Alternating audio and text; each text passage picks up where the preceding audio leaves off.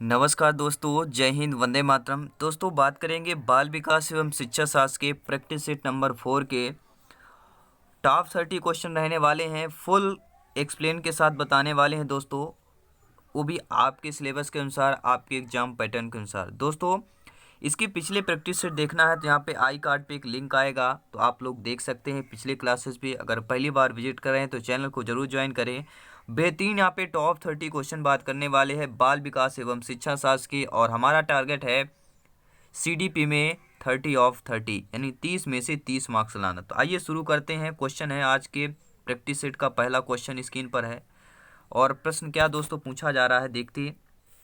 यदि कोई बालक किसी विशेष क्षेत्र में योग्यता रखता है तो यह उसके किस गुण के कारण होता है। दोस्तों कोई बालक है, आप भी हो सकते हैं, बालक कोई क्या होता है, किसी विशेष क्षेत्र में योग्यता रखता है। जब बालक विशेष क्षेत्र में योग्यता रखता है तो उसके किस गुण के कारण होता है, तो उसके अभिरुचि के कारण। उसमें जो अभिरुचि का गुण पाया जाता है उसी के कारण जो है बालक होता है किसी विशेष क्षेत्र में योग्यता रखता है। और अगला प्रश्न क्या दोस्तों है, पर्यावरण किन शब्दों का मेल है। तो ये सभी लोग जानते हैं। आप लोग सोचेंगे कि बाल विकास में पर्यावरण का क्वेश्चन कहाँ से आ गया। तो पर्यावरण क्या होता है, परिधन आवरण, हमारे चारों तरफ का आवरण ही पर्यावरण कहलाता है। ये आपके, क्योंकि ये भी आपके एग्जाम का एक हिस्सा है दोस्तों। पर्यावरण जहाँ हम रहते हैं, हमारा आसपास का वातावरण सभी पर्यावरण है। अगला प्रश्न देखेंगे। अगला प्रश्न है, खेल द्वारा शिक्षा को सर्वप्रथम महत्व देने का श्रेय जाता है। तो खेल द्वारा शिक्षा को सर्वप्रथम जो महत्व का श्रेय जिसे अगर दे सकते हैं या श्रेय जाता है, वह आपके फ्रोबेल का है।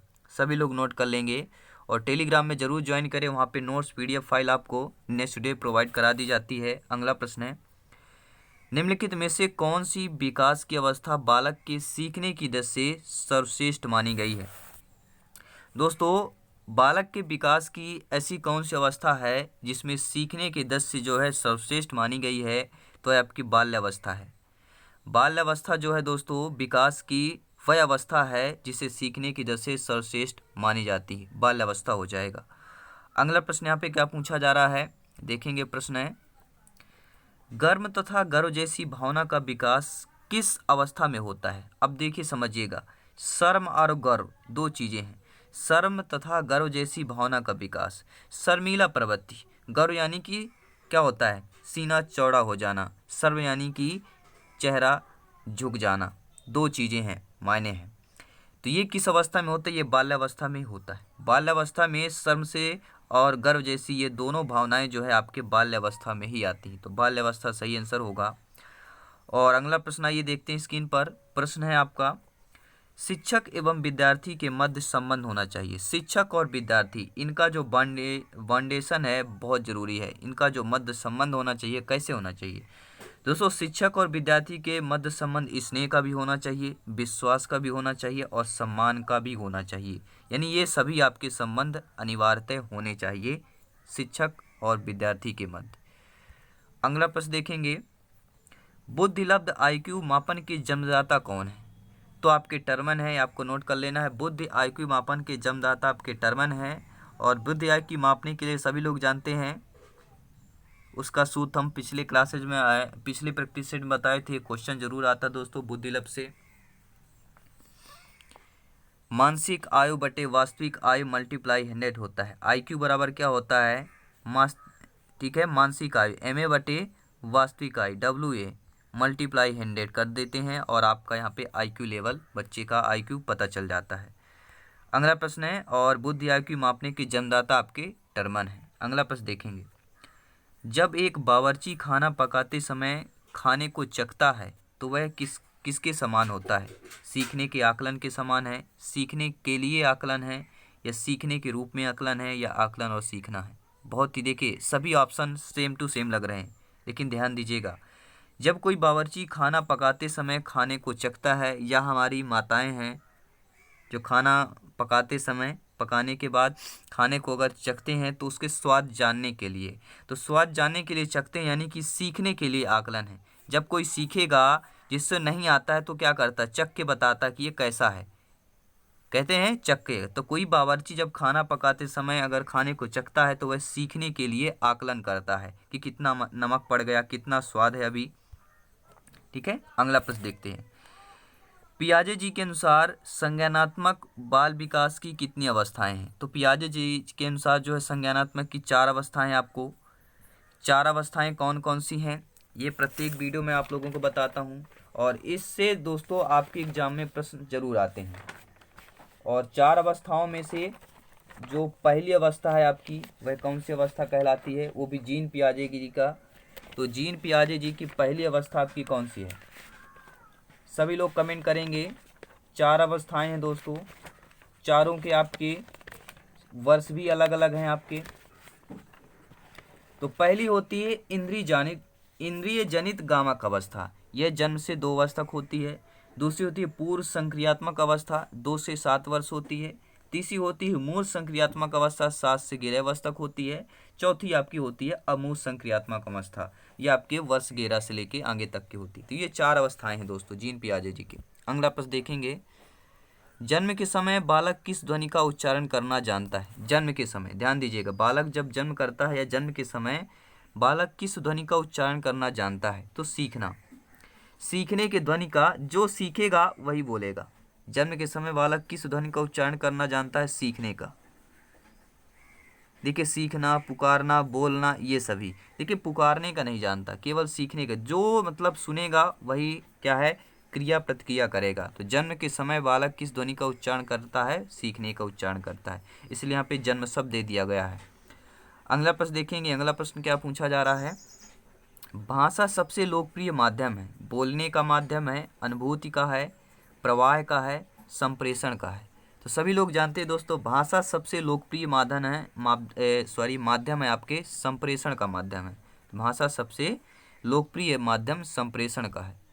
अगला प्रश्न देखेंगे, सामाजिक भूमिकाओं के कारण सौंपी गई विशेषताएं कहलाती हैं। सामाजिक भूमिकाओं के कारण सौंपी गई विशेषताएं जेंडर भूमिका रूढ़बद्धता कहलाती हैं। सामाजिक भूमिकाओं के कारण जो सौंपी गई विशेषताएं हैं वह आपके जेंडर भूमिका रूढ़बद्धता कहलाती हैं। और अगला प्रश्न है, चिंतन अनिवार्य रूप से है एक भावात्मक व्यवहार है, संज्ञानात्मक व्यवहार है, मनोगतिक है या मनोवैज्ञानिक है? दोस्तों समझिएगा, चिंता आपका कैसा अनिवार्य रूप है? तो वह एक संज्ञानात्मक गतिविधि है। चिंता एक कैसी आपकी संज्ञानात्मक गतिविधि हो जाएगा। अगला प्रश्न ले रहे हैं दोस्तों, स्क्रीन पर है। प्रश्न क्या पूछा जा रहा है? ध्यानपूर्वक सभी प्रश्न को देखिए। सभी क्वेश्चन आप लोग भी कमेंट के द्वारा बता सकते हैं, अपना स्कोर भी बता सकते हैं। 30 में से डेली प्रैक्टिस सेट होती है, 30 में से कितना स्कोर कर पाते हैं। अगला प्रश्न है, मूल्यांकन का मुख्य उद्देश्य होना चाहिए। जो मूल्यांकन होता है इसका मुख्य उद्देश्य क्या होना चाहिए? तो मूल्यांकन का जो मुख्य उद्देश्य होता है वह होता है सीखने में होने वाली कमियों का निदान और उपचार करना। जो हमने सीखा है, जो बालक पढ़ते हैं, जब उसका मूल्यांकन किया जाता है तो जो उसमें कमियां हों, त्रुटियां हों, उसके लिए निदान और उपचार करना, इसीलिए मूल्यांकन किया जाता है। मूल्यांकन से पता चल जाता है बालक ने कितना सीखा है। तो आपका बाय ऑप्शन सही हो जाएगा। और अगला प्रश्न है, प्रेरणा के माध्यम से शिक्षक बालकों में विकास कर सकता है। प्रेरणा के माध्यम से शिक्षक बालकों में विकास कर सकता है। अनुशासन का विकास कर सकता है, मानसिकता का, चरित्र का या उपरोक्त सभी का? तो दोस्तों प्रेरणा के माध्यम से, प्रेरणा देकर जो है शिक्षक बालकों में अनुशासन का विकास भी कर सकता है, मानसिकता का भी, चरित्र का भी। तो यहाँ पे द ऑप्शन यानी कि उपयुक्त सभी हो जाएगा। अगला प्रश्न देखेंगे। और अगला प्रश्न स्क्रीन पर है, आज बालक अपराध की घटनाएं जो है, देखिए बाल अपराध की घटनाएं बढ़ती जा रही हैं, जिसके कारणवश शिक्षण प्रणाली में जटिलताएं आ रही हैं। आपके अनुसार इसका प्रमुख कारण क्या होगा? शिक्षक होने के नाते आपका कारण बताना, क्या कारण हो सकता है बाल अपराध की घटनाएं बढ़ रही हैं, इसके कारण शिक्षा प्रणाली में जटिलताएं हो रही। तो आपके अनुसार इसका मुख्य कारण क्या होगा? दूषित वंशानुक्रम, दूषित वातावरण, बिखरा परिवार या उपरोक्त सभी? तो शिक्षक होने के नाते ये सभी कारण होंगे। आपका यह जवाब होना चाहिए उपरोक्त सभी होना चाहिए। अगला प्रश्न है, किशोरावस्था में एक बालक की शिक्षा में किस बात पर विशेष ध्यान आकर्षण की आवश्यकता होती है? दोस्तों जब भी बात किशोरावस्था की आती है तो सभी लोग समझ जाते हैं।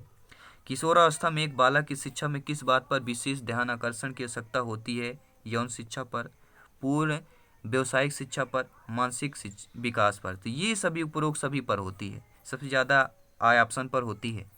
और आपके कह सकते हैं सा ऑप्शन में भी होती है, पूर्ण व्यवसायिक शिक्षा पर भी होती है, इसलिए यहाँ पर उपरोक्त सभी पर हो जाएगा। अगर यहाँ पे बेस्ट ऑप्शन पूछा जाता तो आ ऑप्शन यहाँ पे सही हो जाता है, क्योंकि बात आपकी किशोरा अवस्था की जा रही है। अगला प्रश्न देखेंगे दोस्तों, अगला प्रश्न है हरलाख के अनुसार बाल्यावस्था की आयु क्या है। अब यहाँ पे देखिए सभी के अपने अपने मत हैं, सभी के अपने अपने मत है, हरलाख के अनुसार भी है, ठीक है। तो यहाँ पे क्वेश्चन देखिए अलग से भी पूछा जा सकता है, आपके क्वेश्चन आपके अलग से भी पूछे जा सकते हैं, क्योंकि सबके अपने अपने मत है दोस्तों। तो हरलाख के अनुसार आप क्या हो जाएगा, 2 से 5 वर्ष हो जाएगा। हरलाख के अनुसार जो बाल्यावस्था की आयु आपकी क्या हो जाएगी, 2 से 5 वर्ष हो जाएगी। आइए अगला प्रश्न देख लेते हैं, और अगला प्रश्न दोस्तों स्क्रीन पर है।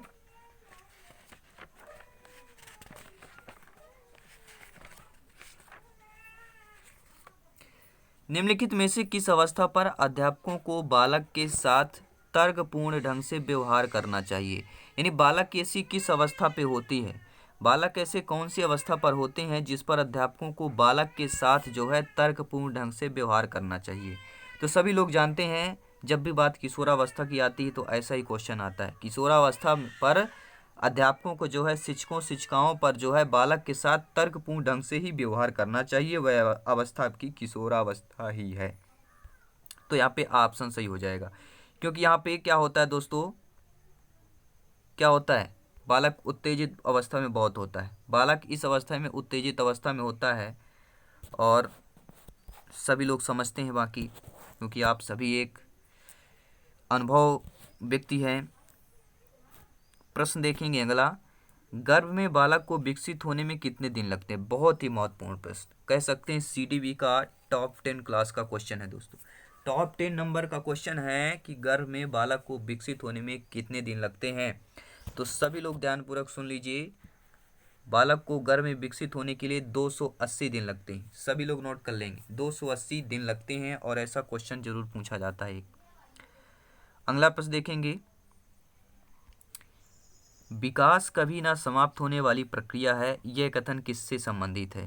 तो यह निरंतरता का संबंधित है, कभी ना समाप्त होना यानी कि निरंतर चलते रहना। तो यहाँ पे क्या हो जाएगा, निरंतरता का सिद्धांत हो जाएगा, विकास कभी ना समाप्त होने वाली, तो ना समाप्त होना मतलब निरंतर चलते रहना, तो आपका निरंतरता का सिद्धांत हो जाएगा। और अगला प्रश्न है, निम्नलिखित में से किस अवस्था में बच्चे अपने समवयस्क जो है समूह के सक्रिय सदस्य बन जाते हैं। यानी बच्चे जो हैं किस अवस्था में समय वयस्क जो है समूह के सक्रिय सदस्य बन जाते हैं, तो वह आपकी अवस्था किशोरावस्था ही है। किशोरावस्था में बच्चे जो है अपने समवयस्क मतलब क्या होता है, सेम एज के सेम उम्र के बच्चे समूह के सक्रिय सदस्य बन जाते हैं आपके किशोरावस्था में।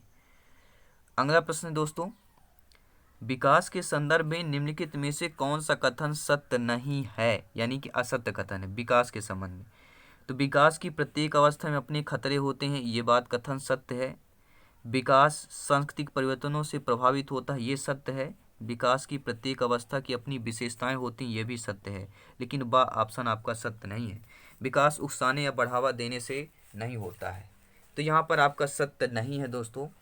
तो कौन सा कथन सत्य नहीं, यहाँ पे बा ऑप्शन आपका सत्य नहीं है। और अगला प्रश्न क्या पूछा जा रहा है, दूसरे वर्ष में अंत तक शिशु का शब्द भंडार हो जाता है। दूसरे वर्ष के अंत में, दूसरे वर्ष के अंत तक जो है बच्चों में, बच्चों की नहीं बात की, शिशु भाई बच्चा होगा ना, 2 वर्ष तक है तो शिशु ही कहलाएगा। तो शिशु शब्द भंडार कितना हो जाता है, लगभग 100 शब्द हो जाते हैं 2 वर्ष के अंत तक। मतलब समझ सकते हैं 2 वर्ष पूछते पूछते तक वह बच्चा 100 शब्दों का मालिक बन जाता है।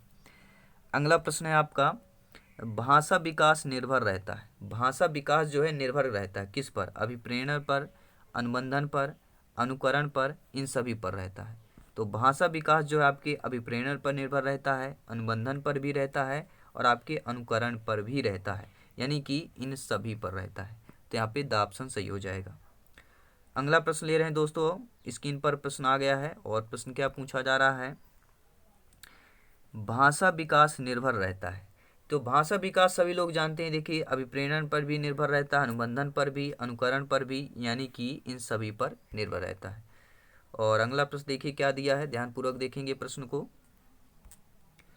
बुद्धि लब्धांक आईक्यू के आधार पर विभिन्न समूहों में विद्यार्थियों का वर्गीकरण उनकी स्वगरिमा को है और उनके शैक्षिक निष्पादन को है। तो समझने वाली बात है इस क्वेश्चनों को, इसमें आपका आईक्यू लेवल पता चलता है और आपके पेडागोजी शिक्षण शास्त्र का पता चलता है आपने कितनी गहराई से सीखा है, पढ़ा है।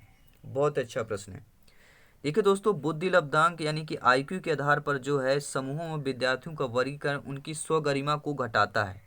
अगर आईक्यू जिसका बच्चे का पता चल जाए कमज़ोर है तो उसकी स्वगरिमा क्या होगा, घट जाएगी भैया, कि मेरा आईक्यू लेवल कम है, अपने आप को नीचा क्या होगा, नीचा महसूस करेगा, अपने आप को मंद बुद्धि बालक समझेगा।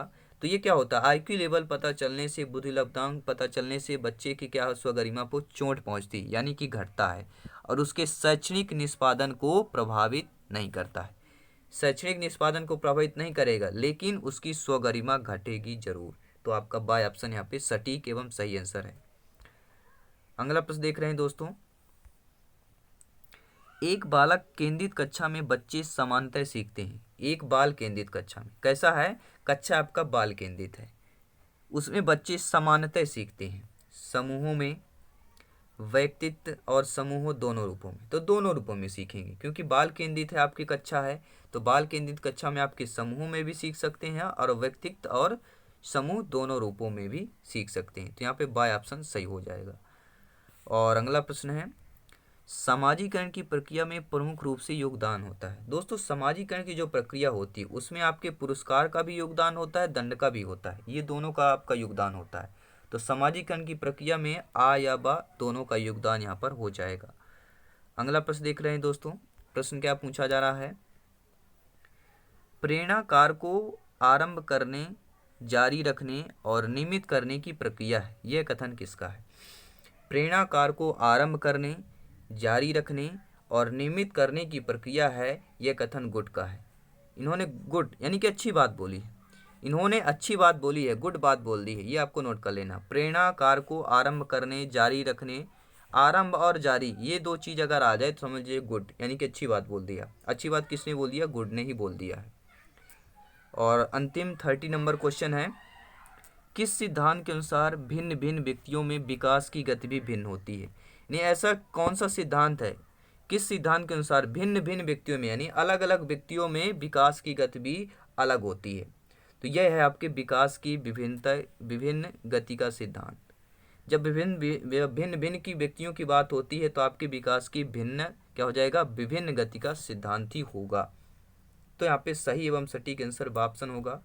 दोस्तों, आप लोगों को ये 30 क्वेश्चन कैसे लगे, उम्मीद करता हूँ ये सभी नोट्स PDF फाइल चाहना है तो ज़रूर टेलीग्राम में सर्च करें और मैं आपको लिंक भी दे दूंगा दोस्तों, नीचे टेलीग्राम का और व्हाट्सएप ग्रुप दोनों का लिंक दे दूंगा, आप लोग ज्वाइन कर सकते हैं और PDF file notes next day आपको मिल जाएगी। तो क्लास सभी अटेंड करिए, संस्कृत शिक्षण शास्त्र की भी क्लास है, बाल विकास की, मैथ्स की क्लास है, पर्यावरण की ऑलरेडी इतनी सारे वीडियो 100+ वीडियो कंप्लीट कर दी हैं, यानी लगभग 5000 क्वेश्चन MCQs प्लस आपके क्वेश्चन कंप्लीट है। तो वहाँ पे सभी इतने सारे क्वेश्चन हैं कि आप इन 3 महीनों में बेहतरीन तैयारी कर सकते हैं। तो दोस्तों अब आपके लिए 1 महीने, कम से कम तो 1 महीने का वक्त है, तो 1 से 2 महीना वक्त आपके लिए बेहतर तैयारी करें, अपनी एक सीट पक्की करें और अपने परिवार का नाम रोशन करें, अपना सपना पूरा करें, अपने परिवार का भी करें। तो दोस्तों तब तक के लिए जय हिंद, वंदे मातरम, हंसते रहिए, मुस्कुराते रहिए और daily classes Jaiswal coaching centre पर देखते रहिए। दोस्तों हम बात करते हैं आपके सिलेबस पर, आपके एग्जाम पैटर्न पर ही क्वेश्चन लाते हैं और बात करते हैं शिक्षक भर्ती ही रिलेटेड आपको वीडियोज मिलते हैं, क्वेश्चन मिलते हैं।